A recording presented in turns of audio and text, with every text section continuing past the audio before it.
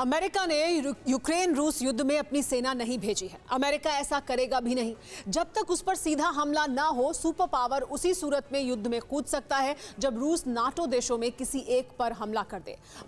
मगर हकीकत यह भी है कि अमेरिका ही यूक्रेन को युद्ध लड़ने की ताकत दे रहा है। यूक्रेन को हथियार दिए जा रहे हैं, करोड़ों डॉलर मिसाइलें दी जा रही हैं। यहां तक कि युद्ध के लिए सबसे अहम रूसी फोर्स की मूवमेंट की डिटेल अमेरिका ही दे रहा है। तो क्या इसी का इंतकाम है सुपर पावर के F-16 की तबाही? क्या रूस ने अमेरिका को सबक सिखाने के लिए उसका जंगी जेट मार गिराया है?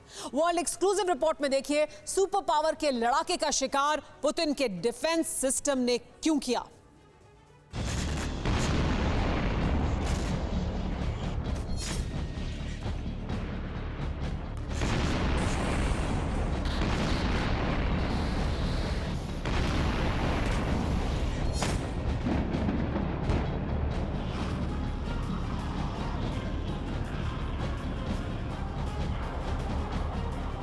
इस मिसाइल से रूस ने मरियुपोल को मटियामेट किया।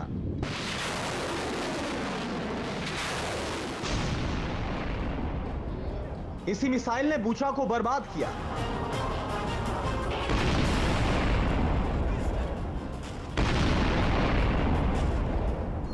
यही हथियार है जिसने यूक्रेन को खंडहर बना दिया। इसका नाम है स्कैंडर।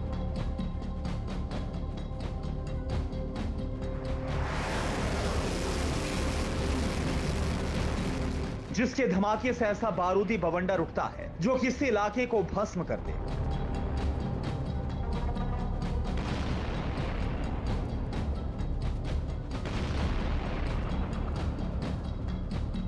इस मिसाइल को रूसी फोर्स ने जब भी गोदाम से निकाला, खलबली मच गई। स्कैंडर की करंट मूवमेंट फिनलैंड बॉर्डर पर दिखी। मॉस्को मेड महाविनाशक हथियार रूस फिनलैंड बॉर्डर के करीब वायबॉग में तान दी गई है। यह लोकेशन फिनलैंड से महज 24 किलोमीटर दूर है। अब यह समझिए कि न्यूक्लियर हथियार की तैनाती का मतलब क्या है, यह कितना घातक है।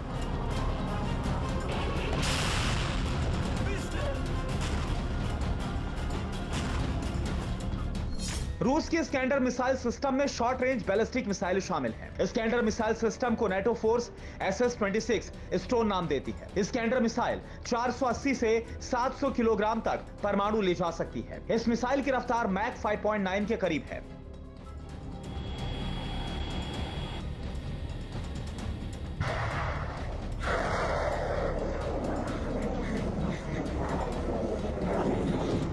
Iskander missile system cluster warhead, bunker busting bomb, anti radar system जैसी खूबियों से लैस है और यह मिसाइल 350 किलोमीटर दूर तक मार करती है।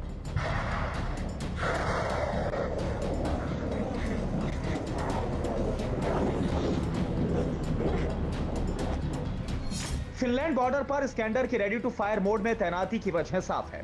फिनलैंड नेटो की सदस्यता के लिए पूरे जतन कर रहा है। रूस ये किसी भी कीमत पर बर्दाश्त नहीं कर पा रहा कि फिनलैंड उसके सबसे बड़े दुश्मन अमेरिका के नेतृत्व वाले नेटो को ज्वाइन करे।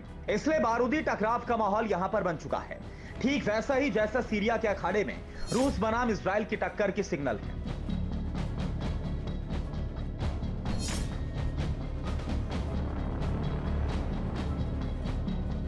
जहां रूसी डिफेंस सिस्टम ने F-16 जेट का शिकार किया। यूरोप के बारूदी बैटल ग्राउंड से ज्यादा विध्वंसक है सीरिया की बैटल।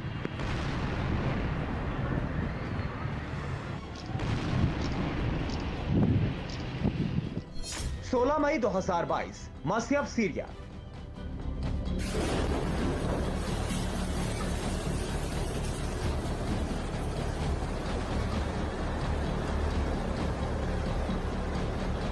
इजरायल एयरफोर्स मस्यफ में एयर स्ट्राइक कर रही थी। जंगी जेट से ईरान समर्थित लड़ाकों के अड्डे चुन चुन कर तबाह किए जा रहे थे।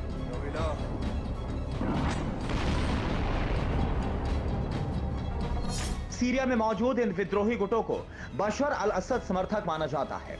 इजरायली फोर्सेस इन लड़ाकों के खिलाफ बीते 7 साल से सैन्य अभियान चला रही है। आज तक इजरायल को कभी इस ऑपरेशन में रूस का विरोध नहीं झेलना पड़ा। मगर 16 मई को सारा सीन बदल गया जब रूसी मिसाइल ने इजरायल के F-16 जेट को धमाके से उड़ा दिया।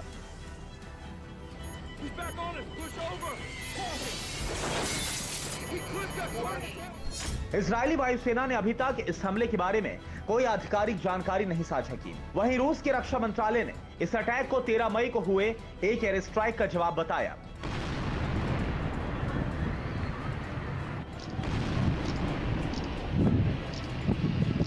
तेरह मई को सीरिया में 22 मिसाइलें दागी गई थी। इस मिसाइल स्ट्राइक में सीरिया के अंडरग्राउंड सीक्रेट सेंटर तबाह हुए। तो क्या इस हमले को रूस ने अंजाम नहीं दिया? रूसी डिफेंस सिस्टम की डील किसके साथ है और सीरिया के सिविल वॉर में रूस इजराइल का समझौता क्या है, इसे भी जानते हैं। रूस का डिफेंस सिस्टम S-300 सीरिया के 2 एयरबेस पर तैनात है। पहला एयरबेस है लटाकिया और दूसरा है टार्टस। इन मिसाइलों को असद आर्मी इस्तेमाल करती है, लेकिन हमले की इजाजत और टारगेट रूस तय करता है। इसी वजह से 7 साल की जंग में कभी इन मिसाइलों से इजराइल पर निशाना नहीं साधा गया। इजराइल रूस में यह समझौता भी है कि दोनों देश हमले के पहले एक दूसरे को सूचना साझा करते हैं, मगर इस बार ऐसी कोई जानकारी नहीं दी गई, जिसके चलते रूसी डिफेंस सिस्टम से चली मिसाइल ने इजरायली फाइटर जेट के चीथड़े उड़ा दिए।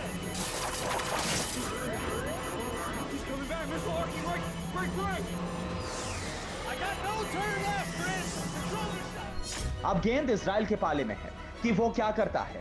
इतिहास गवाह है, इजराइल ने जब भी इंतकाम लिया है उसकी दूसरी मिसाल नहीं बनी।